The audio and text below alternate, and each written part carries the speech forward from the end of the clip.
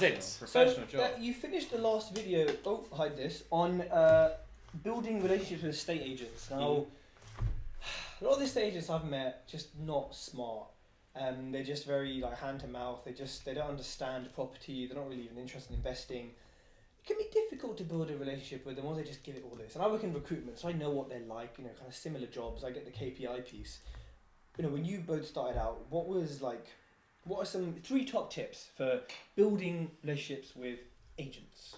My number one thing is think about how they make money. Mm-hmm. So when you go to the estate agent, you say, my goal is to put more money in your pocket.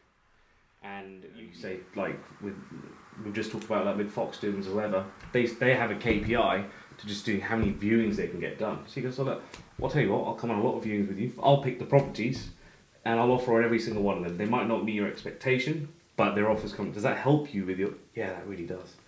Next one is... Okay. You say to them, look, I'm an investor. You know it's a numbers game. Have you ever been given an offer that's really low? And they'll go, yeah.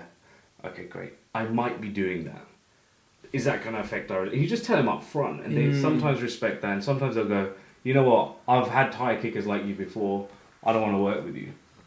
The second one is what we do, is we give them an accelerated profit. Now, we're losing our USP now, because we're saying this to the worldwide interweb. We go to the estate Do and say... the flip upside. What, the exclusivity deal? Yeah, but don't talk about the accelerator one. I know what the other one is. Don't talk about that one. Talk about the other thing. Nice. Okay, so the flip one, you say to them, look, my strategy is to buy, renovate and sell. If I buy this property from you, so that, let's say it's asking for 100 grand. If I buy it from you for 50 grand, okay, and you think it's worth 120 when it's done, I understand, let's say it's 1% commission. I understand instead of making £1,000 commission, you're going to make £500. However, I'll sign an exclusivity agreement with you to say that you will be the sole agent to sell this property within the next 5 years. Okay. And when we flip it at 120 grand, you'll get the instruction. So not only do they get 500, they got 1,200, so you got 1,700.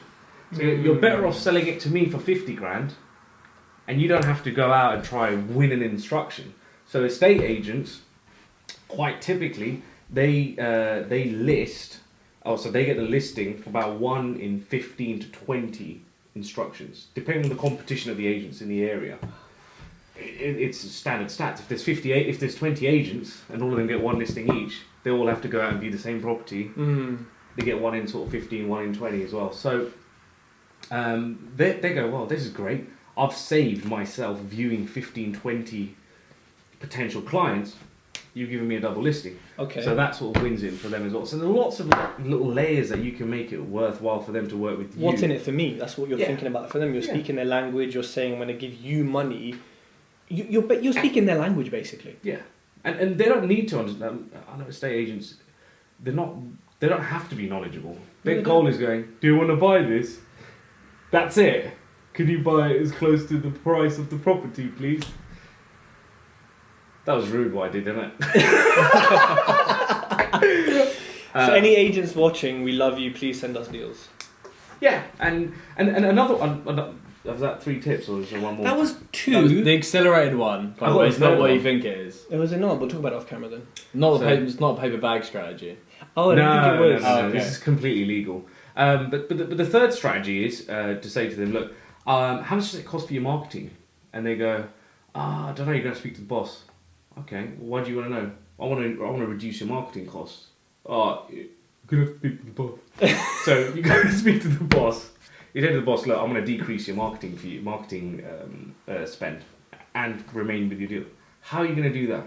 Well, here's my strategy. I need 3-bed terraced houses between 40 and 60 grand on these roads with a bit of in need of modernisation or where a value add is there. If you receive anything within this area, you call me. Before you get the photos, before you get the right move fees, before you have the print costs and all that stuff, you call me, I'll give you an offer within 3 hours. It shouldn't even take you more than 20 minutes to calculate a deal once you've started to practice. I don't get why it takes everyone forever and ever. Like, what's it cost? How much does it cost to do right? Add 10% to it. What does it rent for? What's it worth? This is why you're the spreadsheet. Yeah. Legit.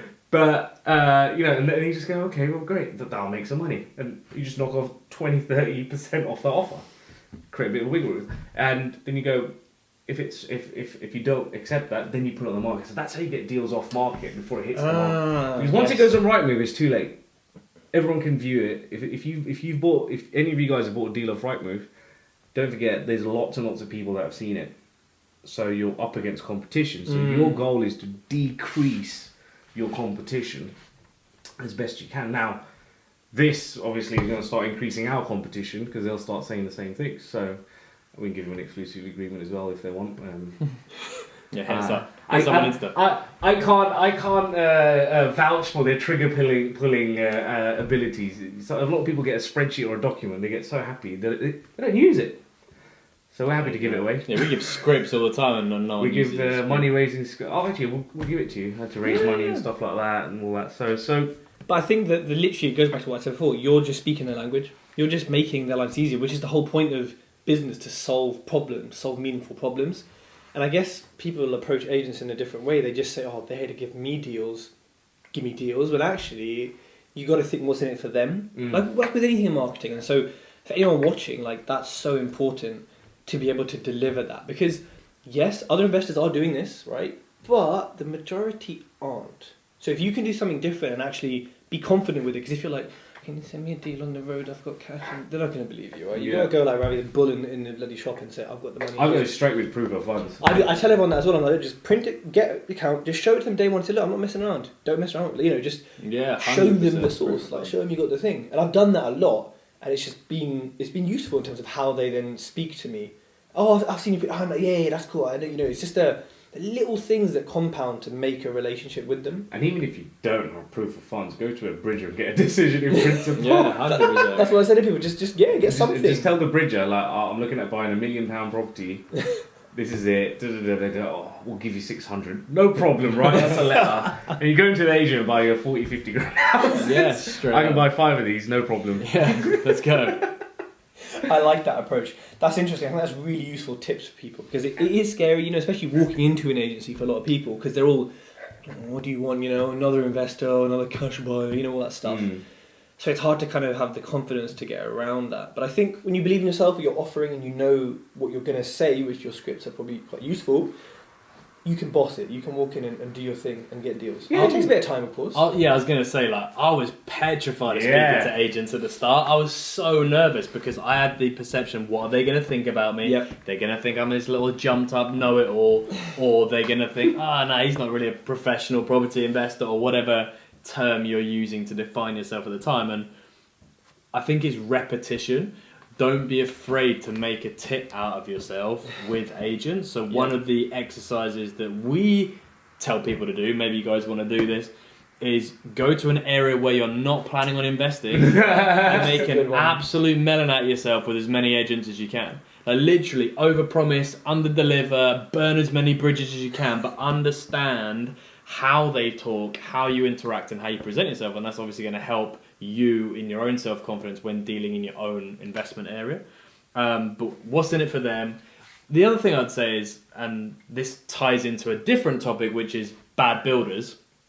Everyone's got a fear of builders, and what people forget to realise is every builder is also fearful of you. It's like that whole, I'm scared of lions, or maybe not lions, but elephant and mice, isn't it? Yeah. They are as scared of you as you are of them. And estate agents, although you don't want to be messed around by estate agents don't want to be messed around by you.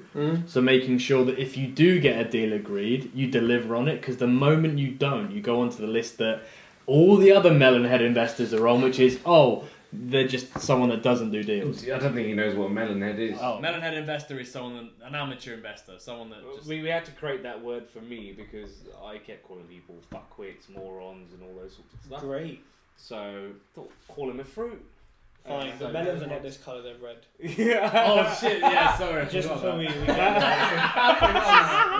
this is hot pink when you see hot pink, sorry, hot pink, not melon pink. This is not melon pink. I forget what we were. But so yeah, I think volume and delivering are the two the big ones. If you can say to an agent, I'm going to buy 10 deals of you this year and I will deliver, the moment you deliver the first one, they'll Don't start assume to the see other the 10. process. Online. But if you're like the majority of investors out there who are short on money, who are buying with their own cash and can really only get a deal done a year maximum, why the hell is the estate agent going to work with you?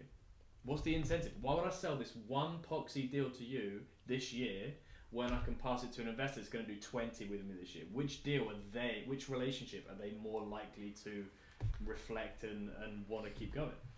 So I think approaching it with that professional investor attitude, knowing that you have got the resources, the capacity, the knowledge, the systems to be able to buy a lot of property, that's how you're going to get deals done. Otherwise, you just become another buyer. And you don't have to do it just through a stage agent. You know, you've got to use different sort of sourcing strategies. You know, Of course. direct to vendor, auctions, even through like cold calling. Just cold call, like go onto Gumtree, click off the agent button. So you just landlords. Hey, do you want to sell your house? Do you want to sell your house? You know, there's lots of different ways of doing it.